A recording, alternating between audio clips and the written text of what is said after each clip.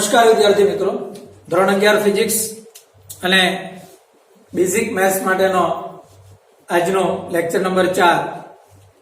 ગયા વીકની અંદર આપણે વિકલન કરવા માટેના કેટલાક નિયમો જોયા મિત્રો। હવે વિકલન થયા પછી મિત્રો આજે એક નવો શબ્દ બી આપણે જોવાનો છે, દ્વિતીય વિકલન। તો જરા તમને દ્વિતીય વિકલનની થોડી માહિતી આપી રાખું, ઉદાહરણ દ્વારા સમજાવીશ, વધારે આઈડિયા આવશે। ધારો કે મારી પાસે આ પ્રમાણેનું એક સૂત્ર છે કે y બરાબર 9x³ plus 27x² plus 6x plus 11, આવું કોઈ એક સૂત્ર છે મારી પાસે। આનું હું વિકલન કરીશ આવી રીતે dy upon dx। શું થશે તમને બધાને જ ખબર છે, આ ચલ એક છે એટલે કોઈ જ આપણને તકલીફ પડવાની નથી। શું થશે 3 આગળ આવશે એટલે 9 ગુણ્યા 3 એટલે 27, 1 ઘાત ઓછી એટલે x²। ઓકે મિત્રો, ચાલો આ પ્લસ 27 ગુણ્યા 2 કેટલા આવશે 54, 1 ઘાત ઓછી એટલે x, આ પ્લસ આ 6 x નું વિકલન 1 અને આ 11 નું વિકલન 0। તો શું આવ્યો મિત્રો જવાબ 27x નો વર્ગ પ્લસ 54x પ્લસ 6। મિત્રો આ dy upon dx થયું। તો મિત્રો આને પ્રથમ વિકલન કહેવાય। શું કહેવાય? પ્રથમ વિકલન કર્યું તમે। અચ્છા, તમને કોઈ દાખલામાં એવું કે દ્વિતીય વિકલન કરો એટલે આનું હજુ એકવાર તમારે વિકલન કરવું પડશે મિત્રો। તો દ્વિતીય વિકલનને આ d2y upon dt² કહેવાય મિત્રો। શું કહેવાય? d2y upon dt²। એટલે ફરી પાછું જે રીતે વિકલન કરતા હતા મિત્રો એ જ રીતે આપણે પાછું વિકલન કરીશું। શું થશે દ્વિતીય વિકલન માટે? ફરી પાછા 2 આગળ આવશે એટલે 27 ગુણ્યા 2 એટલે કેટલા આવશે મિત્રો 54, 1 ઘાત ઓછી એટલે x। ઓકે, પ્લસ આ 54 અને x નું વિકલન એટલે 1 અને આ 6 નું વિકલન એટલે 0। ઓકે, તો ફાઇનલ આન્સર આપણો શું થયો 54x પ્લસ 54 એટલે 54 આપણું કોમન નીકળશે x પ્લસ 1। તો મિત્રો આ દ્વિતીય વિકલન કર્યું કહેવાય। આપણું સૂત્ર કોનું હતું? બેઝિકલી y નું। તમને દાખલામાં એવું પૂછે કે y નું પ્રથમ વિકલન, તો મિત્રો આ y નું પ્રથમ વિકલન થયું। y નું દ્વિતીય વિકલન માંગે તો બીજી વાર વિકલન કરો તો આ y નું દ્વિતીય વિકલન થયું। મિત્રો આજ પ્રમાણે તૃતીય વિકલન અને ચતુર્થ વિકલન આગળ તમે કરી શકો। સપોઝ કે તમે હજુ બી આમાં આગળ વધો, આ સૂત્ર છે તમારું, ઓકે, તમારે હજુ પણ આગળ વિકલન કરવું છે તો તૃતીય વિકલન શું થાય d³ upon dx³ થશે। તો પાછું આનું વિકલન કરવા માટે જાઓ તો આ 54 અચળ, x નું વિકલન એટલે 1 થાય અને આ 54 નું વિકલન એટલે 0। તો ફાઇનલ તમારો જવાબ કેટલો આવે 54। તો આ રીતે તમે આગળ ને આગળ વિકલન કરી શકો। તો વધારે પડતા વિકલનની જરૂરિયાત નથી, પણ એક વાત ખાસ, આ દ્વિતીય વિકલન અને પ્રથમ વિકલન આપણા માટે જરૂરી છે। શા માટે? તો કે ફિઝિક્સની અંદર 2 શબ્દ આવે છે, કોઈ પણ જે કિંમત હોય ને, ચલ રાશિ, મિત્રો આપણે ચલ રાશિની વાત કરીએ, કોઈ પણ ચલ રાશિ એ ન્યૂનતમ અને મહત્તમ કિંમત ધારણ કરી શકે છે। હા, ચલ એટલે બદલાવ, એટલે રાશિ બદલાતી હોય તો રાશિના બદલાવા દરમિયાન તેની ન્યૂનતમ કિંમત કઈ હશે અને તેની મહત્તમ કિંમત કઈ હશે એ માહિતી મેળવવા માટે આ પ્રથમ વિકલન અને આ દ્વિતીય વિકલન સમજવા ખૂબ જરૂરી છે મિત્રો. હવે વાત સમજમાં. ઓકે. અચ્છા, પ્રથમ વિકલન અને દ્વિતીય વિકલન આના પરથી કેવી રીતે નક્કી થશે સમજીએ. તેના માટેનો જે નિયમ છે એ જોઈ લઈએ.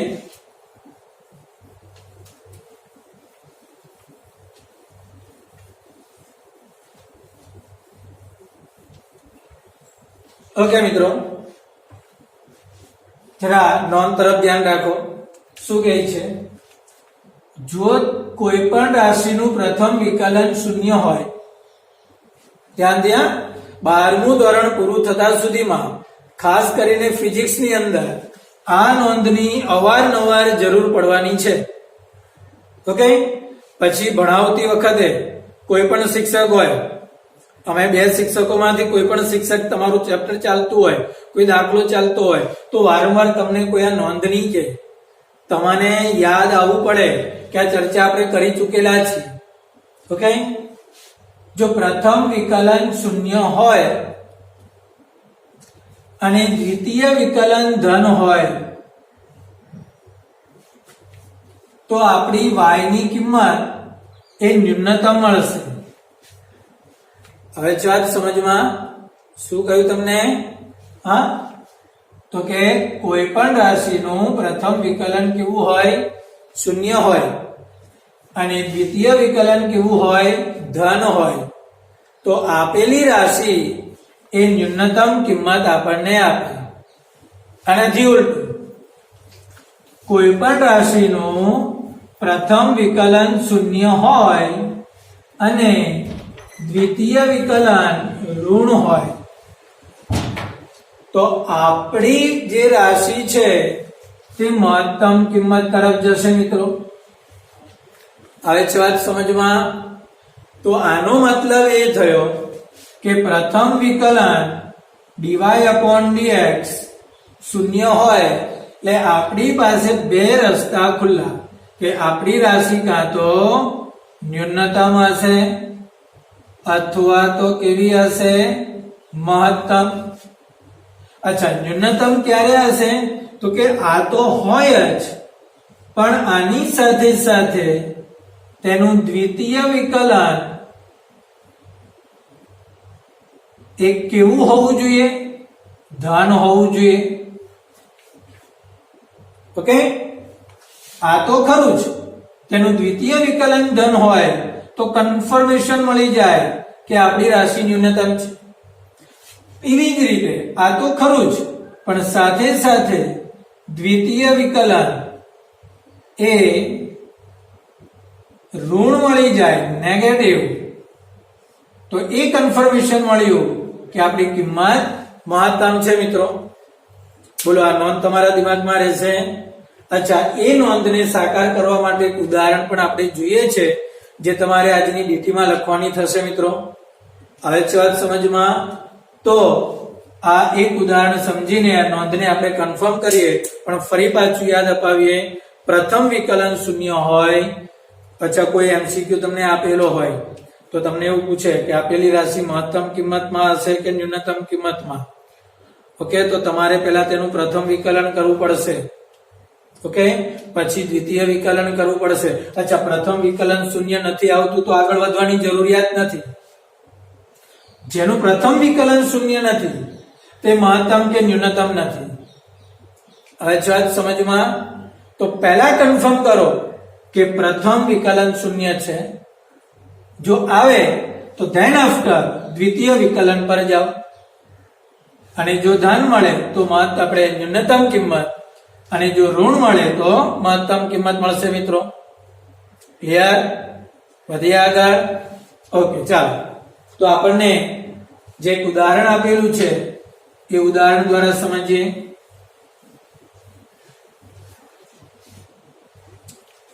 એવું કહે છે મિત્રો કે y બરાબર 25x² માઇનસ 10x પ્લસ 5 આપણને સમીકરણ આપ્યું છે. ઓકે. આ સમીકરણ માટે તેની ન્યૂનતમ કિંમત કોની? તો કે y ની ન્યૂનતમ કિંમત આપણે શોધવાની છે. ક્લિયર? ઓકે, તો ન્યૂનતમ શબ્દ આપી દીધો. જો મિત્રો આ ન્યૂનતમ આપી દીધો, મતલબ કે આ બંને થતું હશે, મતલબ કે પહેલું વિકલન તો 0 હશે. ન્યૂનતમ ઉલટા ચાલો, ન્યૂનતમ આપ્યું જ છે તમને. જો તેનો મતલબ કે તમારે પહેલું વિકલન કેવું લેવું પડશે? 0. પેલા વિકલન તો કરીએ. ઓકે, ચાલો સૂત્ર આપ્યું, આનું વિકલન કરીએ. dy upon dx શું થશે?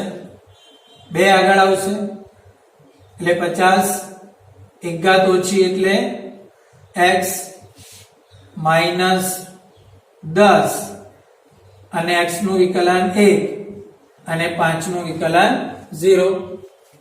શું આવ્યું પ્રથમ વિકલન મિત્રો? 50x minus 10. અચ્છા, રાશિ કેવી છે? ન્યૂનતમ છે. તો ન્યૂનતમ હોવાને કારણે dy upon dx 0 લેવાય. તો મિત્રો આની જગ્યા પર હું શું લખી દઈશ? 0. ઓકે, ચાલો જો આ 0 થાય તો આ માઈનસ 10 આ બાજુ આવશે એટલે શું આવશે? 10 બરાબર 50x માટે x બરાબર 50 ના છેદમાં 10 થશે. ક્લિયર? ઓકે, તો આના પરથી તમે જોઈ શકો છો, જો આ 50x માઈનસ 10 થયો તો જો આનો આપણે સાદુરૂપ મિત્રો આપી દઈએ તો x બરાબર આપણને 5 મળશે. બોલો, આવે છે વાત સમજમાં? ફરી પાછું 25x નો વર્ગ માઈનસ 10x પ્લસ 5. ન્યૂનતમ કિંમત માટેની સૌથી પહેલી શરત શું? તો કે dy upon dx પેલું વિકલન કર્યું, આ 50, આ x માઈનસ 10 અને આ 0. તો શું થશે? 0. આ કેમ 0 લીધું ખબર પડી ને? ન્યૂનતમ કિંમત છે મિત્રો. ઓકે, એટલે આ 50x માઈનસ 10 એટલે આ 0 થયું. તો x બરાબર કેટલા થશે મિત્રો? સોરી, હા થોડું આપણી ભૂલ થઈ ગઈ. 10 ના છેદમાં 50 થશે. ઓકે, 10/50 થશે. મતલબ કે આપણો આન્સર 1/5 થશે. ચાલો આટલું કન્ફર્મ. હવે આજે x ની કિંમત 1/5 થઈ. ઓકે, હવે આનું દ્વિતીય વિકલન કરીએ મિત્રો. ઓકે, ચાલો શું થશે આનું દ્વિતીય વિકલન? આ પ્રથમ વિકલન છે મિત્રો, આજ. તો આજ પદમાં આગળ વધો. શું થયું? dy upon dx. આ dy upon dx તો કે 50x માઈનસ 10, પાછું વિકલન કરો. d2y upon dx square શું થશે? d2y upon dx square તો કે is equal to, બોલો શું આવવાનું છે? 50, x નું વિકલન 1 અને આ માઈનસ 0. તો ફાઇનલ આન્સર તમારું 50 આવ્યો મિત્રો. જો તમારું દ્વિતીય વિકલન કેવું આવ્યું? આ દ્વિતીય વિકલન તમારું 50. 50 એટલે કેવું થયું મિત્રો? ધન. અને આ ધન થયો. ઓકે, તો એનો મતલબ કે આપણી ન્યૂનતમ કિંમત કન્ફર્મ છે. પડી સમજ? ઓકે, હવે આ x ની કિંમત જ્યારે આમાં મૂકીએ તો મિત્રો આપણને y મળી જશે. જો y કેટલો થશે? 25 અને x ની જગ્યા પર કેટલા મૂકીએ? 1/5 અને તેનો સ્ક્વેર માઈનસ 10 અને x ની જગ્યા પર 1/5 અને આ થયો 5. ક્લિયર મિત્રો? ચાલો તો શું થશે? આગળ વધીએ. આ 25, આ 1/25. ઓકે, આ માઈનસ 10/5 વત્તા 5 થશે. ચાલો તો આનું સાદું રૂપ જો આપણે આપીએ તો y કેટલો થશે? જો 25 25 કેન્સલ થયા એટલે 1 અને આ કેન્સલ થશે એટલે -2 અને આ +5 એટલે 5 ને 6 - 2 એટલે તમારો જવાબ થયો 4. તો મિત્રો આ y ની ન્યૂનતમ કિંમત 4 મળી. બોલો આવડશે? રકમ સમજાય છે? હા, શું કર્યું? એકદમ ઈઝી. પહેલી વાર વિકલન આપણે કર્યું, એ વિકલન આપણે 0 લીધો એટલે x ની કિંમત મળી અને એ x ની કિંમત પાછી આમાં મૂકી એટલે આપણને y મળ્યો અને એ y આપણને કેટલો મળ્યો? 4. અચ્છા, આ 4 મહત્તમ છે કે ન્યૂનતમ? ખબર કેવી રીતે પડે?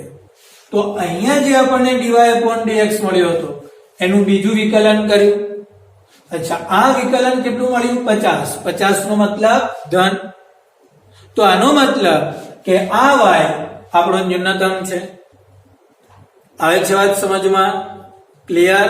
અચ્છા, સપોઝ કે તમારું આ દ્વિતીય વિકલન એ ઋણ મળતે તો આ કિંમતને તમારે મહત્તમ કિંમત બોલવી પડતે કે y ની આ કઈ કિંમત છે? મહત્તમ કિંમત છે. આવે છે વાત સમજમાં? 100 વાતને એકવાર એકદમ ચિત્ર ક્લિયર થાય છે. શું? ફરી પાછું, પહેલું વિકલન 0 એટલે બે રસ્તા ખુલ્લા. કયા કયા? મહત્તમ છે અથવા ન્યૂનતમ છે. અને બીજું વિકલન ધન તો એ કિંમત ન્યૂનતમ અને બીજું વિકલન ઋણ તો એ કિંમત કેવી થશે મિત્રો? મહત્તમ થશે. હવે છે વાત સમજમાં?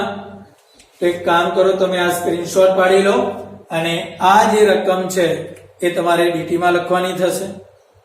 ઓકે, હું રકમ થોડી ચેન્જ કરવા માટે જઈ રહ્યો છું અને પછી ધેન આફ્ટર આપણે નક્કી કરીશું મહત્તમ કિંમત. આ એક ઉદાહરણ આપણે ન્યૂનતમ કિંમતનું લીધું.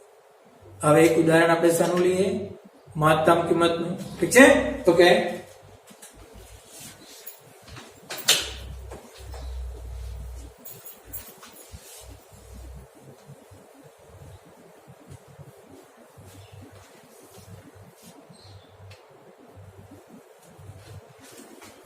એક કામ કરીએ મિત્રો, આપણી રકમ ધારો કે y બરાબર -6x નો ઘન.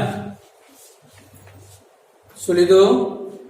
y બરાબર -6x નો, ઓકે, 6x નો વર્ગ લઈએ. Okay, plus 2x plus 4. આવી કોઈ એક રકમ છે મારી પાસે.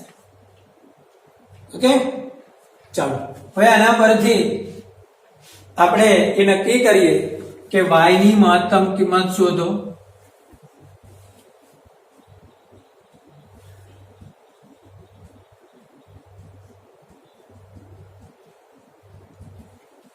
ઓકે મિત્રો, શું કરીશું? આપણે